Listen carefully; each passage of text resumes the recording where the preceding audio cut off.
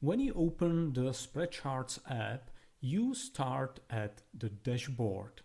The main thing you can see here is the watch list, which has the charts you saved to work with later, or the charts you open on a regular basis. Of course, these individual charts can be organized using tags. You can add new tags in this tag manager and so on.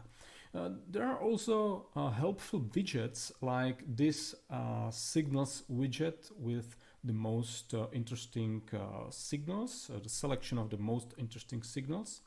And also the research widget containing links to the latest research articles, and also widget with articles from our blog. You can open up a chart from watchlist simply by a click on its name, or you can even select multiple charts at once and click at the Open at Once button. This will move you into the Charts section in the app, as you can see in the left main menu. And here are the charts you have just opened. Of course, the SpreadCharts app is very versatile, so you can stack up to 5 subcharts on a single tab. These tabs can be organized, you can move them around in a similar way as you can organize the rows in your watch list or even the tags in your tag manager. But back to charts. The important thing is that there are two ways to select or create a new chart. Let's start with a blank tab. If you are a beginner and don't remember all the tickers, expirations, and these kind of details, you can just click into the Select Ticker Input field, select the commodity group, for example, grains. Then you can click on the commodity like corn, and here you see all the available expiration months, and also the continuous contracts, which are artificially created time series by connecting individual expirations as they go on. There are 3 continuous contracts in the menu, but you can manually enter up to 9 continuous contracts. But don't bother with continuous contracts for now, and let's just select a specific contracts like, for example, July 2027. Now you can select chart using the action menu here. For example, price, commitments of traders, or term structure chart. Or you can continue entering the expression and create a spread ratio or whatever you wish. So I can click on the minus operator and add a second corn contract or whatever contract you wish, like for example December 2026, creating an interdelivery spread. And once again, I can continue, or I can click to the action select and pick, for example, the price chart. Now, when I click on the chart button, the chart renders, and you can work with it as you wish. You can also enlarge or shrink the height of the chart, which is very helpful, or you can continue add new subcharts in the same way. Of course, if you are a power user or someone who is familiar with all the tickers and expirations, you can just type in your input directly. So let's create a new tab, and let's say I want to analyze the commitments of traders' data for silver. So I will just type in silver and decided I want to use a continuous contract because I want to look over a long-term history. And then I just select price. I can pick the roll methodology. For metals, it's usually better to choose the maximum open interest because there are some less liquid contracts that would make the chart look somewhat gappy. But in majority of cases, the expiration or the connecting the contract on their expiration is the preferred way. But in this case, I will select the maximum open interest, click chart, and here is the continuous contract, the price of the first continuous silver contract. And as I said, I want to analyze commitments of traders' data. So I will add a new subchart, select the same input and pick net positions. And here we have the two subcharts I'm interested in. These charts are synchronized, so when I grab the chart and move it around, they are moving together. And now let's take a look how you can manipulate or edit the charts.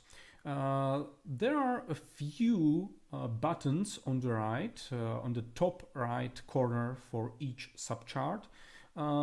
Using the crosshair, you can simply close the subchart, or you can edit it the same way you entered or created the chart in the first place, selecting a different contract, different chart type, and so on. Or you can grab it with this icon and move these subcharts around, reorganize them, and so on. Then you have these two panels or three panels on the right, where you can use additional tools, draw some trend lines, highlight a day trend, and so on.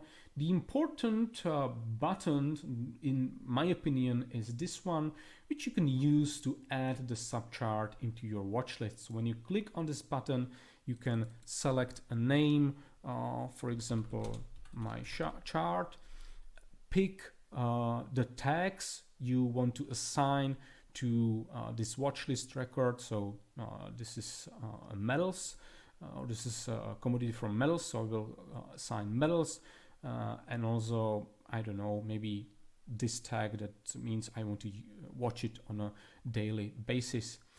And when you click apply, a new row will emerge in the watch list. Here it is. Just don't forget, you need to have these tags active if you want to see the new record. For example, someone, if I select, for example, energy, then someone can be surprised, why is the new record here or is missing here? And the reason is simply because I do not have all the right tags selected.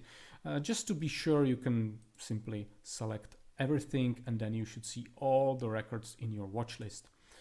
But let's get back to our chart. Now the way how you move the chart around, select the period, and so on. As I said, you can grab the chart and move it around with your mouse, or you can select specific periods like the first year, 2 years, 5 years. When you select this period, then you always select the latest available data, for example, the past 5 years, past year, and so on. And when you save a chart into watch list with a period button active, then whenever you open the chart from your watch list, it will always load up the selected period, including the latest data. So for example, when I save this chart into the watch list with the 1 year period active, then even if I open the chart a month from now, it will always load up the latest year of data. And maybe you noticed then when I picked longer periods, like the 5-year period, the aggregation on the chart changed. It switched from daily to weekly candles. That's necessary, otherwise the chart would be too cluttered. It would be too many candles.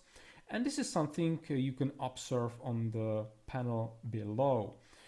Of course, you can also force the chart to switch aggregation. So when I click on a monthly aggregation, the candles and also the data in the line chart below switch to the monthly aggregation. I can go back to weekly, but I can't go to daily on a 5-year period because, as I said, the chart would become too cluttered, too dense. So when I click on the daily aggregation and try to force the daily aggregation, it will switch the period to the past 2 years. And finally, I must not forget about the zoom lock button, which is really important. Normally this button is active, which means that zoom is locked. That's very useful because, as I said, you can stack up to 5 charts, subcharts on each single tab. So if you want to scroll down and watch all these charts, it would be better if I open, for example, some chart made up of no, I know which one. Yeah, this one. So here I have 5 price charts stacked on top of each other, and when the zoom lock is active, I can scroll down using the mouse wheel and check all these charts very quickly. However, I might want to zoom on a specific period, and then I have to disable the zoom lock button, and now I cannot scroll down, but I can zoom in and zoom out on these charts. I can still grab it and move around with my cursor, but I cannot scroll down on the page. So maybe I want to focus on some detail. I can zoom in, zoom out, analyze the situation, and I finally decide, okay, I'm done with this. I reactivate the zoom lock button, reset the period, and now I can scroll down and scroll up again.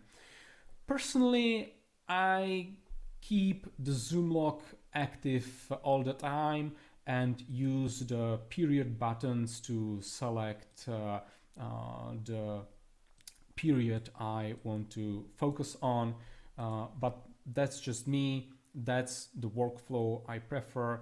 For someone else, deactivating the zoom lock might be useful. Another helpful detail is that when you open an existing chart from your watch list, like this one, and want just to make some adjustments, I don't know, close this chart, subchart, replace this one with another, and so on, or select a different zoom period, and then want to save these changes, you can click on the Add to Watch List again.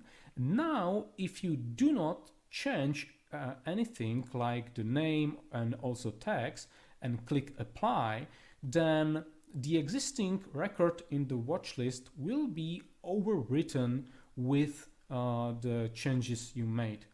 Alternatively, if you change the name or assign different tags and then click on Apply, this will be saved as a new record. So I do not want a duplicate record. I just want to save these changes I made. So I simply click to Apply, and this will be saved as the same record, or the old record will be overwritten with the changes I just made.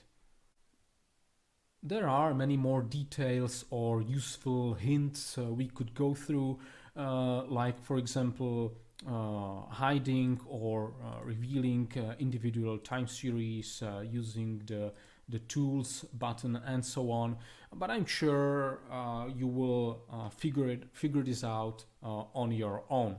The important things have been explained. Now I want to quickly introduce you to 2 more important sections of the app. The first one is signals. These are signals generated by a complex machine learning model, or AI if you wish. And these signals are not intended to be taken as actual trade recommendations. Be aware that we do not recommend anything to anybody, and I strongly discourage everyone from trading according to these signals. They are only meant as a useful way to save you time with your own analysis. In other words, they alert you to potentially interesting opportunities in the markets, and it's your responsibility to do a proper analysis. Nevertheless, these signals are very intelligent because they do not take just price or seasonality into account, or like it is common in other platforms, but they take multiple independent types of data into account, like commitments of traders data, price action, valuation, term structure dynamics, and also seasonality. You can explore each signal in detail when you click on this button or on the image itself, and it will expand where you can quickly analyze the signal. We can hide the seasonal curves just to compare the price itself with the signal strength below. When the signal strength is above 1, it means the signal is valid. When it drops below 1, then the signal becomes invalid. That doesn't mean, or that doesn't serve as an exit condition. Remember, this is not a trading system, but it means the opportunity may not be so interesting anymore. And also don't forget, it's not a sharp boundary, so it doesn't mean that signal with strength 1.01 is great and the signal at 0.99 is bad. So it's just some artificially set boundary between interesting and less interesting opportunities. But I'm sure you will figure this out yourself when you follow the signals. They can be very helpful because they provide an unbiased opinion of the market conditions. But once again, take them with a grain of salt. They are generated just by some algo, no matter how complex the underlying model is. Always do your own analysis. And you can find signals not just for outright futures, but also for interdelivery spreads, which is very helpful because there are hundreds and thousands of combinations, and it would take you a lot of time to find the best ones. And here our machine learning model, our AI, can do it for you and save you a lot of time. And finally, our research, which I personally consider to be the cornerstone of our platform. And here you can browse through all the past research articles. Every 3 months, we release a quarterly macro outlook or New Year's outlook when it's the beginning of January. These are the main pieces outlining the conditions for the upcoming quarters, but we also publish regular articles regarding specific opportunities or interesting market situations. So let's, for example, open the New Year's outlook, and here you can browse the charts, read the article. In this case, it starts with a quick macroeconomic analysis and then goes to explore individual markets or specific opportunities. There are charts and various types of data. Or, as I said, there are shorter articles focusing on specific opportunities at the time, like this one about the upcoming El Nino. So I really recommend you to check it out yourself. We always keep the first part of the article for free, and the rest is for our premium subscribers. You can get the premium subscription when you go to this section of the app titled Your Subscription, where you can manage your subscription, purchase a new one, change the subscription period, and so on. And that is all for the quick introduction. You can explore the further tutorial videos if you wish, but this was, I think, enough to give you a first glimpse of the app and the proper way to use it.